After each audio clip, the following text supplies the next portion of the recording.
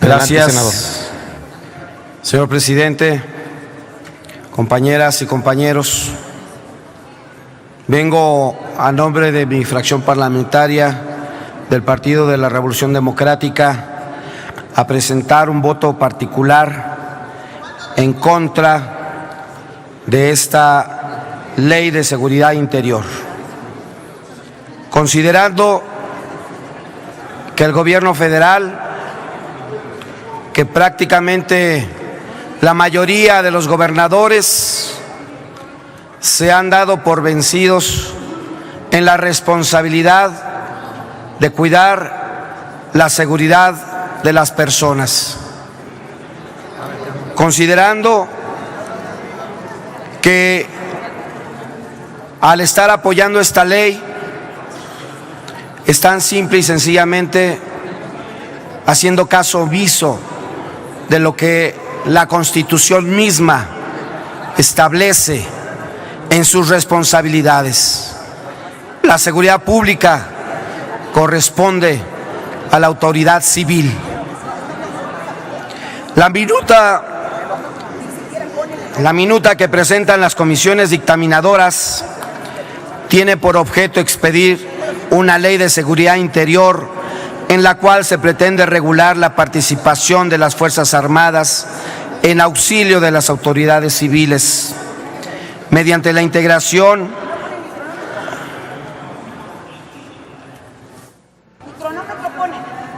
Presidente, pediría que me den condiciones para exponer. Por favor de poner atención al orador, por favor. No. Está abierto el tablero para la verificación del quórum. Hasta por 10 minutos, verifique el cronómetro. Continúe, bien, por favor, senador. Orden, por favor, senadores. Senadores, les pedimos poner...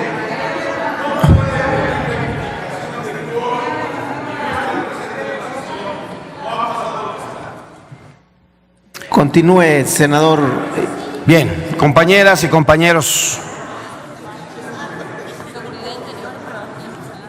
La minuta que presentan las comisiones dictaminadoras tiene por objeto expedir una ley de seguridad interior en la cual se pretende regular la participación de las Fuerzas Armadas en auxilio a las autoridades civiles mediante la integración, organización, funcionamiento y control de las instituciones y autoridades encargadas de contribuir a preservar la seguridad interior de la Federación, así como establecer los procedimientos y las bases de coordinación con las entidades federativas y los municipios.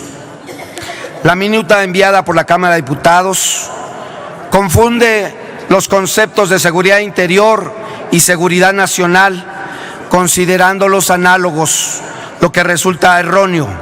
Dicha confusión es la primera base de una enunciada acción de inconstitucionalidad que seguramente se presentará en los días posteriores a la probable aprobación de esta ley. Para nuestro grupo parlamentario del Partido de la Revolución Democrática, esta minuta es inconstitucional e inconvencional, ya que el Congreso de la Unión no cuenta con facultad expresa para legislar sobre seguridad interior. El propio dictamen invoca únicamente criterios jurisprudenciales de la Suprema Corte de Justicia de la Nación para justificar una facultad que no tiene el presidente de la República. La fracción sexta del artículo 89 de la Constitución establece la facultad del presidente de la República para preservar la seguridad nacional en los términos de la ley respectiva y lo faculta para disponer de la totalidad de las Fuerzas Armadas permanentemente, o sea, el Ejército, la Armada y la Fuerza Aérea, para la seguridad interior y defensa exterior de la Federación. Sin embargo, dentro del propio artículo 89, el presidente de la República carece de la facultad de emitir una declaratoria de protección a la seguridad interior. Esta ley tiene por objeto preservar las instituciones del Estado. Su objetivo explícito no es la seguridad de las personas, sino mantener la gobernabilidad fundada en una discrecionalidad riesgosa. Se plantea un procedimiento para emitir la declaratoria de afectación a la seguridad interior, el cual se podrá iniciar a solicitud del presidente de la República o de los gobernadores de las entidades federativas. Esta implica la realización e implementación de acciones de seguridad interior en el territorio de una entidad federativa o zona geográfica del país, cuando se consideran comprometidas o superadas las capacidades efectivas de las instituciones de seguridad pública para atenderla, o se originen por la falta o insuficiente colaboración de las entidades federativas y municipios en preservar la seguridad nacional. En el procedimiento se indica que una vez recibida la solicitud, previa consideración del Consejo de Seguridad Nacional, se emitirá la declaratoria sin ningún tipo de control legal. Esta se notifica únicamente a la Comisión Bicameral de Seguridad Nacional, a la Comisión Nacional de Derechos Humanos y se publica en el Diario Oficial de la Federación y en los diarios o periódicos oficiales de las entidades federativas. Cabe señalar que el único mecanismo de control legislativo contemplado en esta minuta es justamente ese, el envío de un informe a la Comisión Bicameral de Seguridad Nacional. Asimismo, se establece que el incumplimiento a las obligaciones establecidas en esta ley será sancionada conforme a las leyes aplicables en la materia, por lo que es evidente que el dictamen adolece de mecanismos de transparencia y rendición de cuentas de las acciones militares. Se contempla la posibilidad de implementar declaratorias en varias entidades del país simultáneamente, cuyas condiciones y vigencias podrían modificarse de acuerdo con el único criterio del presidente. La minuta señala que las acciones desarrolladas por la aplicación de esta ley no tendrán por objeto sustituir a las autoridades de otros órdenes de gobierno en el cumplimiento de sus competencias y responsabilidades. Sin embargo, sí se establece el carácter subsidiario de las acciones, lo cual resulta una contradicción en sí misma. Lo anterior constituye una evidente posibilidad de ruptura del Estado de Derecho. Se crea un nivel intermedio entre el estado de normalidad democrática y el estado de excepción, al limitarse en el control de las acciones sin ningún tipo de contrapesos, lo cual representa un riesgo para la seguridad pública y el respeto a los derechos humanos. De aprobarse esta minuta,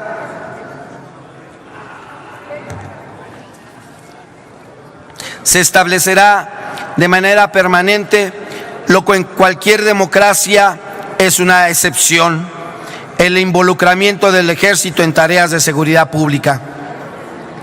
En el grupo parlamentario del PRD afirmamos que la seguridad vinculada a las personas debe estar a cargo de instituciones de carácter civil, en concordancia con el artículo 21 de la Constitución, que establece que la seguridad pública estará a cargo de autoridades civiles, lo que excluye a las instituciones castrenses en tales tareas. Es indispensable tomar en consideración la dimensión internacional de los derechos humanos, el reconocimiento de las personas como sujetos de derecho y establecer un modelo de seguridad humana, insisto, un modelo de seguridad humana que combata los altos índices de criminalidad, pero también de corrupción e impunidad en el que nos encontramos inmersos.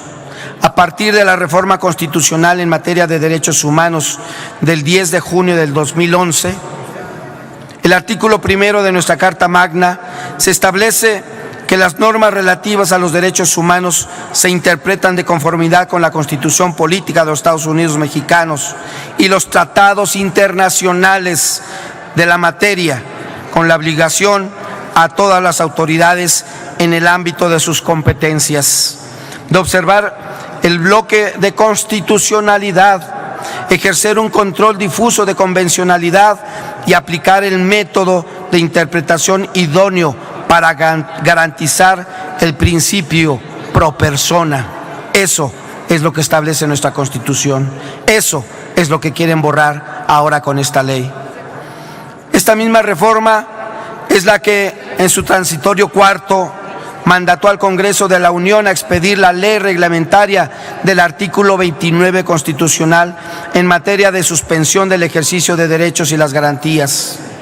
En la Cámara de Diputados debió ser valorada, ya que representa una salida fundada en la Constitución para situaciones excepcionales, lo que desde nuestra perspectiva es la vía constitucional y legal que permite a un Estado democrático de derecho enfrentar aquellas situaciones y condiciones excepcionales que deben ser resueltas por decisiones y acciones de emergencia y con el único fin de restablecer la situación de normalidad. Al respecto, es importante recordar que el Senado de la República, desde el pasado 9 de diciembre del 2015, remitió a la colegisladora el dictamen de las Comisiones Unidas de Derechos Humanos, de Gobernación, de Justicia y de Estudios Legislativos, que contiene proyecto de decreto por el que se expide la ley reglamentaria del artículo 29 constitucional y que desde nuestra perspectiva es la única medida para realizar acciones de seguridad interior acorde a la exigencia del constitucionalismo democrático contemporáneo, cuyos ejes principales deben tener al menos los siguientes. Esa minuta que está en la Cámara de Diputados, que fue trabajada aquí con mucha paciencia, con mucha dedicación, que fue aquí acordada por consenso de todas y todos los 128 senadoras y senadores, porque cuando queremos podemos hacer bien las cosas en el Senado de la República. Esa minuta de consenso está congelada en la Cámara de Diputados. Decía yo que los ejes que se deben contener son al menos los siguientes: las situaciones por las que debe decretarse la restricción o suspensión de derechos y garantías, los actores que deben intervenir en la declaratoria de protección a seguridad interior, el procedimiento para la declaratoria, los principios que deberán observarse, los derechos y principios intangibles, el control jurisdiccional, la conclusión de las medidas decretadas. Concluya, señor senador. Comprobada la existencia del quórum, ciérrese el sistema electrónico. Concluya, por favor, senador.